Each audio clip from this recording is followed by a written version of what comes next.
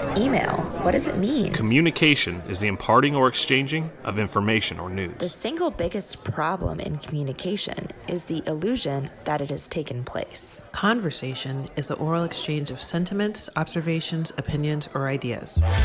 Forbes Books Radio presents The Conversation with Clinton M. Padgett.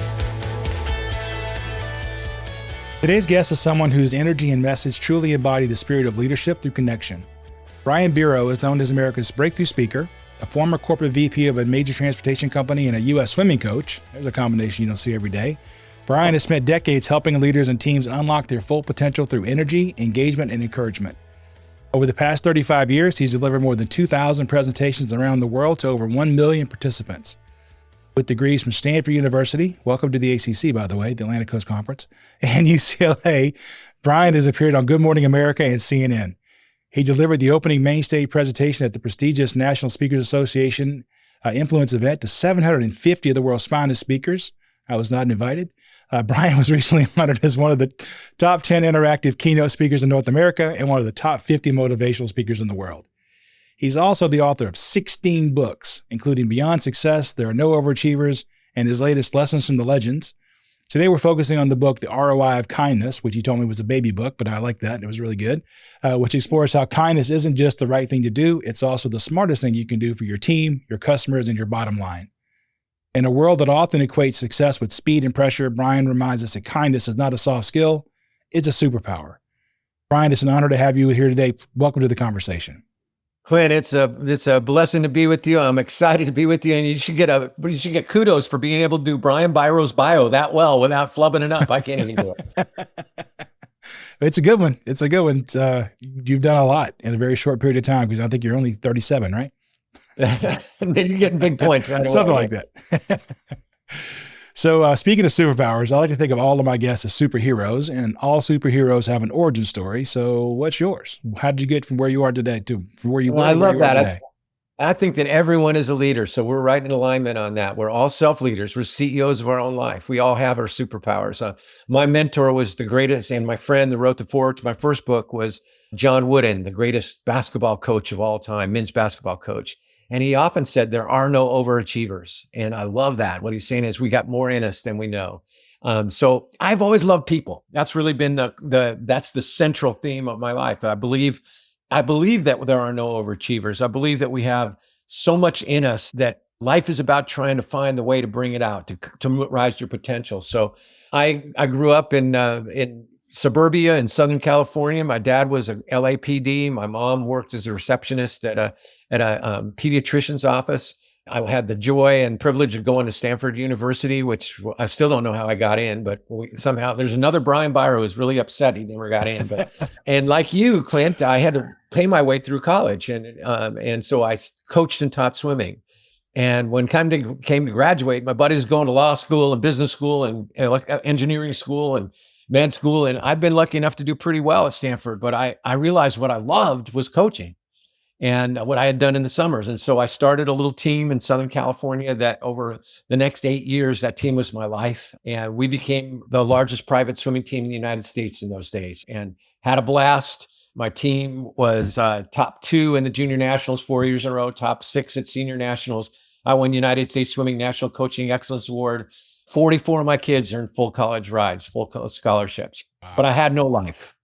And that was the next move, next breakthrough part of my life. It was so all-encompassing. And I only knew myself as a coach. I didn't know myself outside of my work. And that's not the way I wanted to live. I had no family, no prospects of that. And so I'm probably the only guy, Clint, who went to graduate school to get a life instead of a job, which I did. I went to UCLA, got my MBA. That's when I got my wife. I got in really good physical shape. And I ended up going into my corporate career. That's the second of 3 careers. And I ended up becoming a vice president of a very large transportation company. And this, you're going to love this because it's about teams, is that it was about people.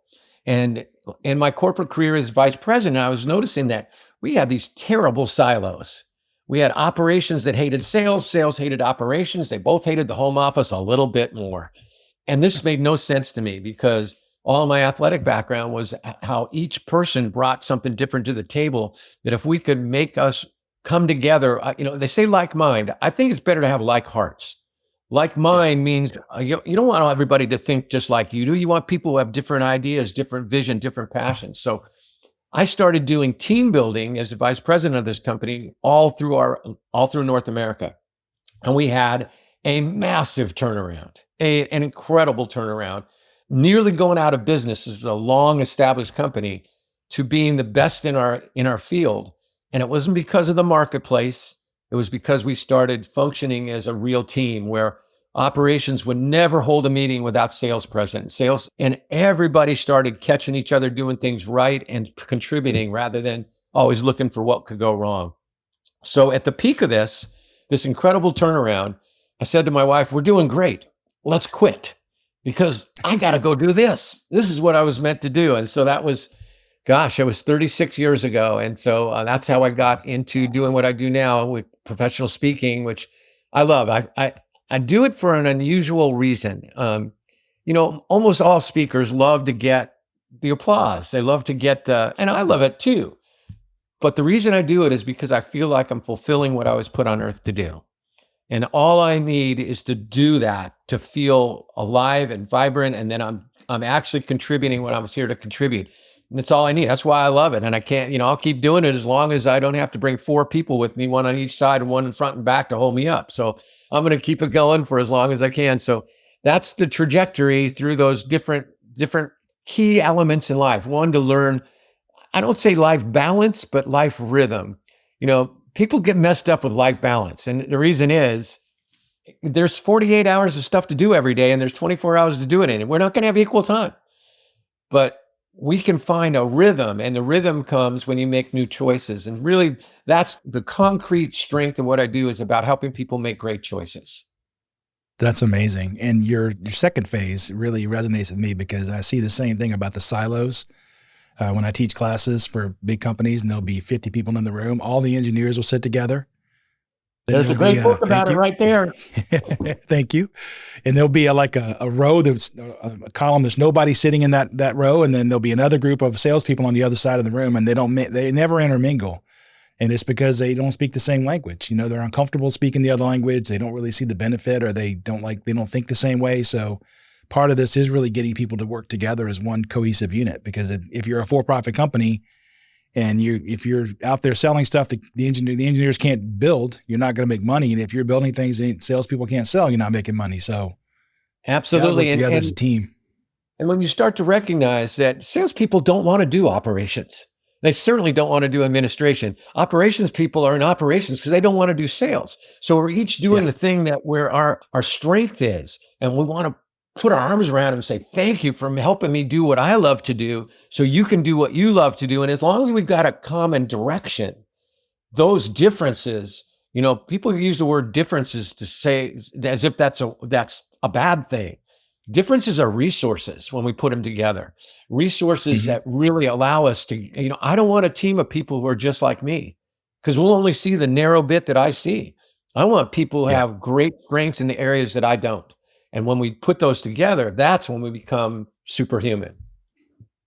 It is. There's a guy, I can't remember his name off the top of my head, but he's a jazz musician from Brazil. And, they do, jazz can be improvisational, right? And so they asked him, well, how do you know what to play? He says, I listen to what they're playing and then I play what's missing. And to me, that's the essence of a team, is each person has to play their role, which is something that's not being done by the rest of the group. Absolutely. And there's you hear as a swimming coach, people talk about swimming being an individual sport. You could not be more wrong. I just feel it every day in practice when our kids work together, each with their own strength. When they work together, as honest to gosh, as if we had a massive current, a massive wave pushing them faster. And whenever we separated and we just got selfish and just focused on ourselves, it's like we had to turn and swim into that. And swimming that current, slowing us down. So every business is a team sport. And what we're trying to do is to get that wave, that current to drive us forward, which only comes when we care about each other and we recognize each other's contributions and roles. John Wooden was probably one of the greatest team builders of all time. For any listeners who don't know who John Wooden was, He coached UCLA basketball from 1948 to 1975. His teams at UCLA won 10 national championships in 12 years. Perspective, no other coach in men's histories won more than 5 in a career. Coach Wooden won 10 in 12 years, but talk about a humble man. He would have been the first to tell you he didn't win any in the first 27 years that he coached. And he used to say, it's what you learn after you know everything that makes the difference. But Coach Wooden, in his day, only played 7 players typically in games. He had 14 players on a team. That means half the team never got on the game floor. Their career was played on the practice floor, challenging the starters. And yet everyone on those teams felt important. Everyone on those teams felt they had a valuable role that was just as important as anybody else's. And that was because he understood the dynamics of, yes, everyone has something to bring to the table. He used to use the metaphor of a car. He said, he coached Kareem Abdul-Jabbar in case, okay, he's the engine, but guess what? An engine ain't going to do anything if you don't have wheels. And wheels might be, the third player. He says, guess what? Those wheels will fall off without lug nuts. And those lug nuts may be those 7 guys who never got in. So the whole thing depends on each other. So 7 players resonates with me. If you're of a certain age as a Georgia Tech fan, you remember Bobby Crimmins was our head coach and we did really well in men's basketball, and he only played about 6 players because he just didn't have he was comfortable with those 6 or 7, and that was it. The rest of them weren't getting in. So yeah, that was it. So you've written 16 books, and I will tell you the reason I picked this one was I was really drawn to the title, The ROI of Kindness, because those of us who doom scroll these days, and it feels like there's not a lot of kindness in the world. So I was really drawn to this, and then I'm glad I did because I really learned a lot out of it. What inspired you to write The ROI of Kindness? Well, you kind of nailed it. I've had a good, long, joyous life, but in the last, I would say 10, 11 years, I've seen more animosity, separation. I've seen more demonization of people who disagree with us than I've ever seen in my life. And so the starting place was, I believe we need more kindness, that kindness is something that really makes a difference in every level, from being kind to yourself, to your family and your close friends, to your workplace, to your community, and to the world. So the starting place was, I believe that we need to focus on major elements of character again. Coach Wooden used to say, be more concerned with your character than your reputation, because your character is who you are. Reputation, only what others think you are. And I believe that if you focus on those elements of character, that'll become your reputation sooner or later. They'll come together. So that was the starting place. The second place was I've spoken to about 2,000 different organizations, mostly companies. And I realized something. The ones that truly value kindness, the ones that really build it into their culture as a vital element, and not only in the way that we extend kindness to customers, but the way we extend kindness to one another in every direction. I started to notice they're the companies that excel. They're the companies that are more adaptable to change. They're the companies that have more loyal customers, and they seem to have less turnover.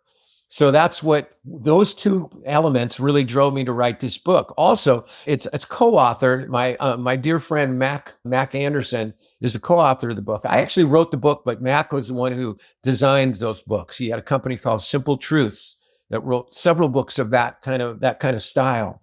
And Mac had created an organization called Inspire Kindness, coming from that same place.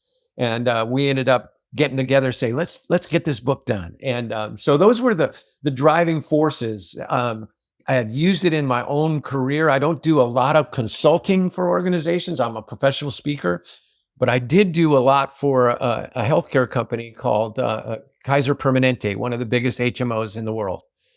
And I actually brought in an idea of, I did a whole bunch of interviews with a group within Kaiser Permanente that was not living up to the standards of the company. Their company is built on patient care, that everything mattered. The one thing that matters is patient care. And they had one division, if you want to call it, that was just woefully below their standards. And so I interviewed them, and it came clear to me that kindness was what was lacking in that group. And we ended up calling it the 4 W's. And they had a transformational turnaround as they started to implement that into their culture. So I realized I wanted to say to everyone in this world, in the business world, kindness works. It's not just cool. It's not just nice. It works. It'll make your business more successful. And then I wanted to take it to an individual level to help people ask the question, sure, I want to be kind. What are the key elements that really drive complete kindness? And so we can make new choices in those areas. So let's kind of dig into some semantics here. So what's the difference between being nice and being truly kind? Because I know there are people who will argue that some people are fake nice and not really nice. They're just doing it to act like they're friendly, but they're really not. So how do you differentiate between being nice and really being kind? Well, I think the starting place is to be able to disagree without being disagreeable. Kindness really means that you can still stand up and be strong about the things that you believe, but you listen. All right. When you're being nice, and first of all, I don't say being nice is nice. I'm not going to take it away, but it can be used manipulatively, and it can be used also to avoid tough subjects. It's a way to kind of keep those challenges at bay. But when you're kind, what you really do is you truly listen. You truly listen instead of just thinking about what you're going to say. And when we can disagree, and this is really, again, at the heart of this book and my passion to bring it to people, is we've lost that. When we make people who disagree with us evil because they have a different viewpoint, we're stopping humanity. We're stopping ourselves, because if we only had people around us who actually always agree with us, we're not gonna grow. We're gonna be stuck in that and where we are. And so to me, the real essential difference and what I would differentiate kindness and niceness is kindness is still being able to stand strong and have strong viewpoints, but to learn to disagree without being disagreeable. So it's not a way to kind of protect yourself from challenge. No, I think I totally agree with that. And you have a quote from Colin Powell in the book that I just absolutely adored, and so I wrote it here. Don't just show kindness in passing or to be courteous. Show it in depth, show it with passion, and expect nothing in return. And this is the big key for me. Kindness is not just about being nice. It's about recognizing another human being who deserves care and respect. And I think that's what you're saying is we can disagree. Doesn't mean I shouldn't dehumanize them just because we disagree. They deserve. I tell people all the time that I don't mute people that I don't agree with on my social media feeds because I want to know what their opinion is. Even if I don't agree with it, I know it matters to them and it's important to them and they see it as a just cause. And so I need to recognize that, even if I disagree with them. Yeah, I think you hit a key word that is also tied into kindness, and that's respect. Is to respect that every human being has something that I don't have. They've had experiences that I didn't have. They learned things that I didn't learn in the same way that they learned them. They were raised differently. But when you get down to it, most people are good. Most people are really good.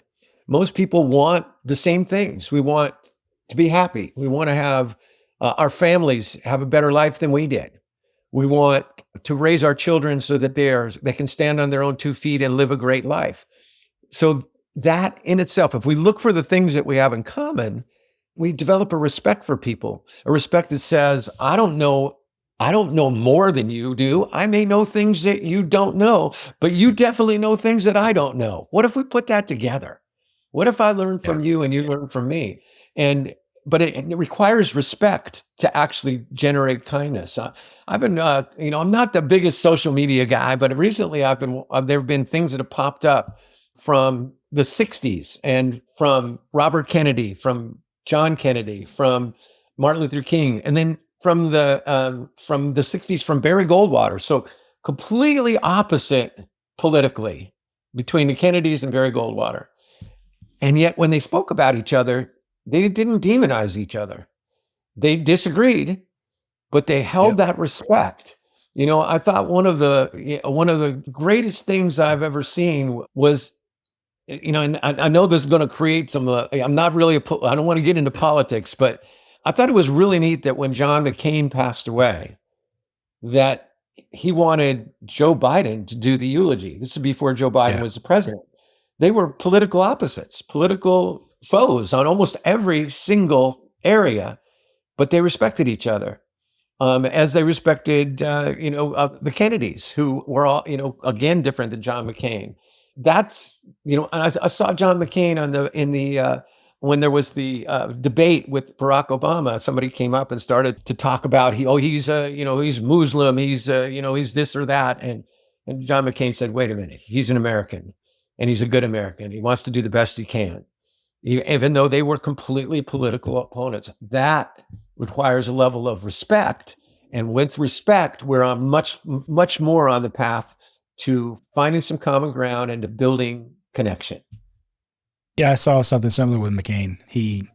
I think it was a town hall, or maybe it was a debate, but I think it was a town hall, and some lady was saying that Obama's evil, and they said, listen, he's a good person. We don't agree on a lot of things, but he's a good person. And you don't see that today, where somebody will admit that the other side is not an evil person, even if their viewpoints are different than yours. So that's right. That's why we wrote this book, because we can get that back. That starts at home. That starts with when your kids are 9 and they're turning somebody into evil who is different than them.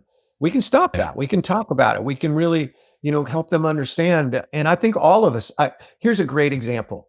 In so many of my events, I ask a question to the groups. It talks about some of the prime areas we can be kind. I ask the question: how many of you in this room are married to somebody who, when you first met them, you couldn't stand them? And there's always people who raise their hands. Yeah. That is a great indication that that there's more to us than we first see. That first impression may not be accurate. We have to look for what's inside of people. There's a principle that's called the Pygmalion effect. And the Pygmalion effect is a vital key to any parent or any coach or anybody who wants to, any leader, any manager who wants to really bring the best out in the people around them themselves. The Pygmalion effect says that our thoughts and our beliefs and our expectations are magnetic. That as we look at people, the way we see them is not only seeing them, we're actually pulling them towards the way we see them, especially the more influence we have on them, like a coach. So we're all Pygmalions. The only question is, what kind? Are you focusing to look for people's strengths? Or are you digging to find the weaknesses? Are you really trying to bring out the best in them? I had a high school counselor. His name was Mr. Anderson. I'll never forget him. When I was 15, he pulled me. He was the favorite guy of all the teachers. He was friendly. He was funny. Everybody loved him. He pulled me in, and he was my counselor too. And he brought me into his office one day, and he was serious. He was never serious. He always had a twinkle in his eye and a spark in his, smile on his face.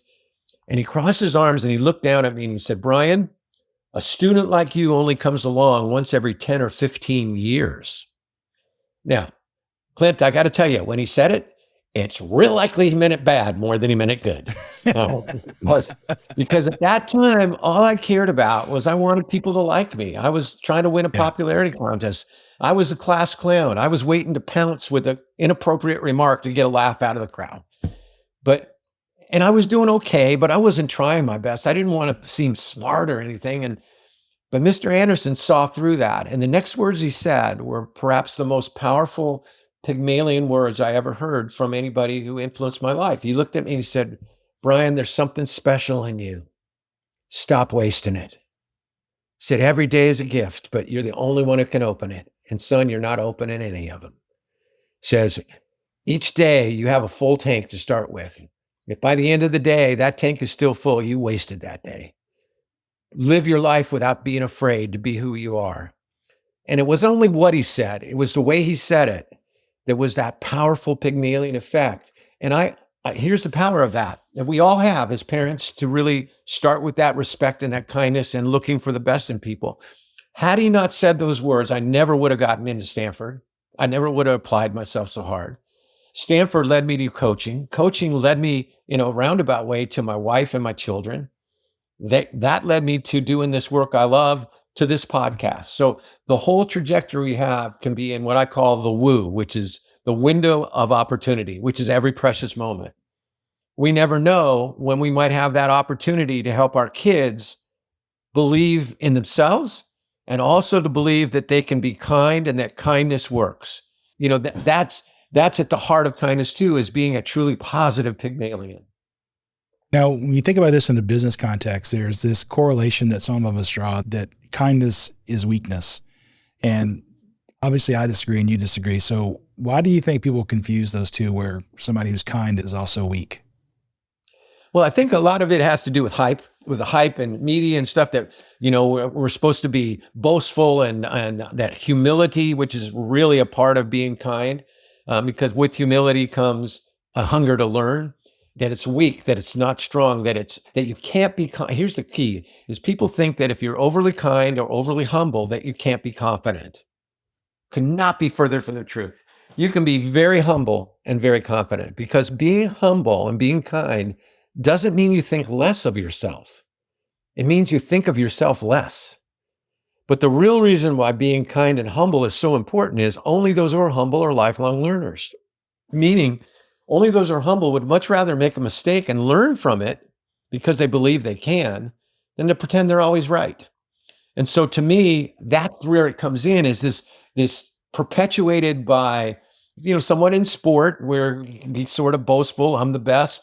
But I get excited by those in sport or in any realm, from government to business to entertainment to sport, who really give credit and take responsibility. And you'll only do that when you have respect for others and kindness. It doesn't mean you don't think you're the best at something. You can feel that way. But truly, I think that when you really come from a place of kindness, then you're absolutely have the ability to be just as strong or even stronger, because then you start to look around you at people in a way that says, you all have a gift that I can learn from. Let's learn together. And I think from a selfish perspective, looking at that, you're going to have people that want to follow you if you're leading with kindness, as opposed to the other way, which they may say they may nod their head at all the right times, but as soon as they get a chance, they're going to bail on you, right? So yeah, exactly. There's another one of my favorite quotes in that book. I bet you like this one too, on the basis of what you just said. It was from Bear Bryant, the great football coach at Alabama before Saban, one of the greats of all time. And he says, I'm just an old country plowhand, but if I've learned one thing, if you want to get a team's heart to beat as one, he said, when things go great, they did it. Things go pretty good, we did it. Things go bad, I did it. Yeah. And when you come from that place, people will respond to you. You will not create separation. People will respect you and honor you and want to be there more. In the business world, it'll create far less turnover. You'll have higher productivity because people know you care about them. And when you show that you genuinely care about them and you genuinely believe, I can't do this by myself. We all got to be in this together and everyone has something to contribute. That's when you get an unstoppable team.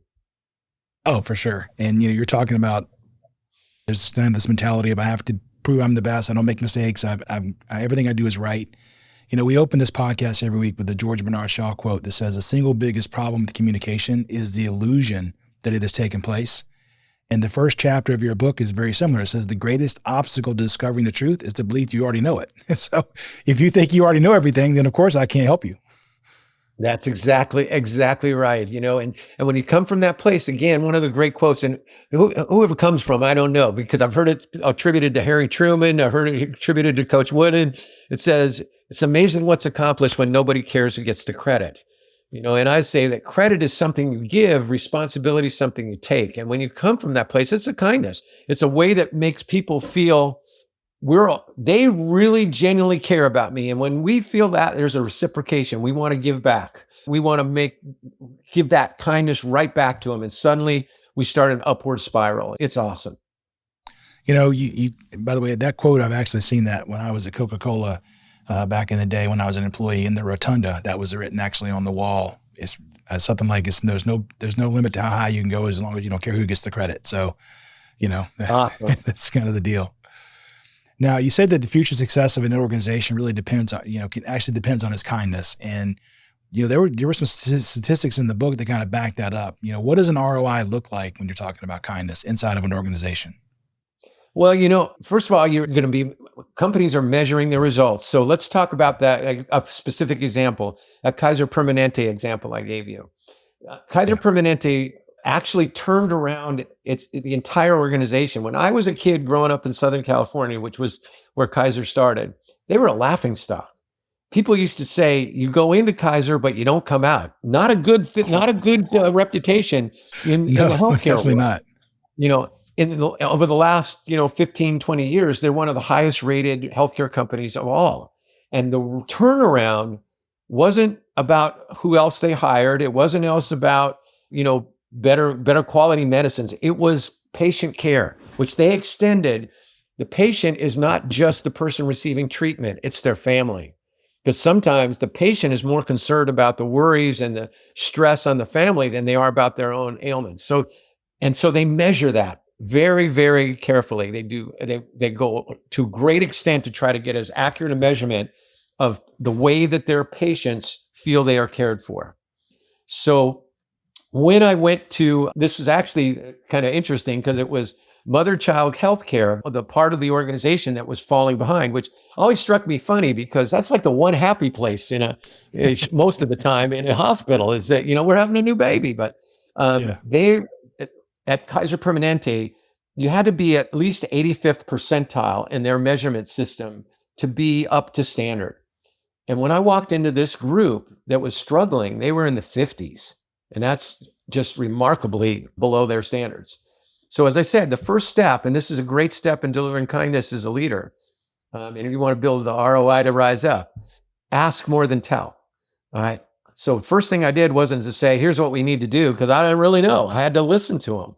And so I talked to every different dimension, people from every different part of mother-child healthcare, and just ask them questions and then listen, not with any preconceived notions, just an open book to just truly listen.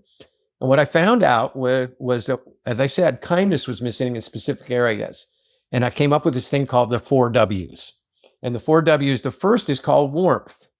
All right. Warmth is, very easy to give to warm people. And this is a real key to kindness. It's easy to be kind to kind people. All right. Natural. It's what kindness and warmth matters most is with people who are not at their best, who are not kind. If we can be warm to them, and that's what was missing. I saw that at Kaiser in this area, there was a lot of warmth for the nice people, but for the people that were struggling, and people are in pain there, people are scared, there are all that things that are going on. That needed to change. So the first W was warmth. These are elements of kindness. The second element was we, and that was a huge one. And that gets back to where there was separation between the shifts. There was separation between the different parts of mother-child healthcare. If we can't work together and bring kindness to one another, it's going to show to them as well. I'm freaking out and not remembering my other W, but when you put those W's together, you read the book sooner than I have. I just wrote it. It's warmth, we, and I know it ends up being world-class. And that's the whole point of it, is that when we bring warmth to people who aren't warm, when we bring that warmth to each other, the other one is welcome. And what welcome means that every single opportunity we have with a customer, with a client, with a teammate is a chance to make them feel welcome. And at Kaiser Permanente, what I found out was people felt none of that welcome. They felt like a number instead of a person. And so just even creating an environment that was more welcoming, making sure that every person they met at each place they went started by welcoming them with a smile, with an interest, with a full presence. And when you put welcome, warmth, and we together, you will be world-class. And as a result, you're going to be way more successful in terms of however you measure what your ROI is, whether it's in terms of sales, whether it's in terms of reduced turnover, whether it's in terms of customer satisfaction. Those are the prime areas that kindness absolutely elevates. You give us some examples. I think Chick-fil-A comes to mind about how much better they do working less days in a week than McDonald's, let's say. And you attribute some of that to being kind, because that's part of their mantra is, basically to be kind to others. And I think it's almost 3 or 4 times the actual it's revenue. Unbelievable. Unbelievable. The revenue generated only 6 days a week versus 7 per unit, relative to anyone else in that industry, because they, perhaps more than anyone in the quick fast food service business, elevate in their corporate culture kindness to the top. And it shows everywhere you go. Why do you always see, and you're in Atlanta, for sure, if you go to Chick-fil-A, there's like a line 400 miles long. And how is that? I don't think it's necessarily because of the chicken. I think it's more because people feel good about being there, that they're always going to get treated with kindness. They're always going to get a warm greeting, a welcome. They're always going to be cared for. And when we feel cared for, we want to give it back. We create that upward reciprocation. They lean into it as well because they do commercials where they'll highlight that interaction between a customer and somebody inside the store that's done something nice, and they put them on a couch together and they talk about, hey, this is how you made me feel and this is what you did, and I really appreciate it. So they really lean into that. They emphasize it, and that's the key, is that you got to emphasize it every day. Kindness isn't something you put up on a wall and say, this is one of our values, go back to work. You highlight it, you shine the light on when it happens. And I guarantee you that every Chick-fil-A employee and every Chick-fil-A customer, almost everyone, has a particular kindness story, has a particular story about Chick-fil-A, and it's not about the chicken. It's about somebody who was at the drive-through line who just went the extra mile because they felt that was the proper thing to do, the right thing to do, the good thing to do. We all have those stories of where they know our name. How did they know my name? I only came here twice before. Or I forgot to take there's a story I tell in the book about somebody who forgot to take their $2.13 of change or whatever it was. And a week later they come back and they have it in an envelope plus a free lunch thing because they had kept that change. And what does that happen? Then that person who's been treated with such kindness, what do? They tell 500 people about how great they are. And suddenly your business is blooming. Well, that concludes part 1 of my conversation with Brian Biro, world-class motivational speaker and multi-time best-selling author. Coming up in part 2, Brian discusses the financial upside for companies and organizations that emphasize kindness. Organizations that emphasize kindness, one of the greatest areas of profitability comes from the reduced cost of added turnover. And it's not just new people, it's training them. It's doing all the things that go into the cost of each person that you bring in. Not to mention the things that you really can't measure, the momentum, the chemistry that you build. Just as in athletics, great teams have great chemistry, so it is in great projects. Is that we start to understand each other's strengths and we start to create almost alchemy where we grow more and do more than we thought possible. Thanks for listening to The Conversation. To find out more about Clint, go to clintonmpaget.com and pick up Clint's book, How Teams Triumph, Managing by Commitment, at Amazon. The Conversation with Clinton M. Paget is a production of Forbes Books.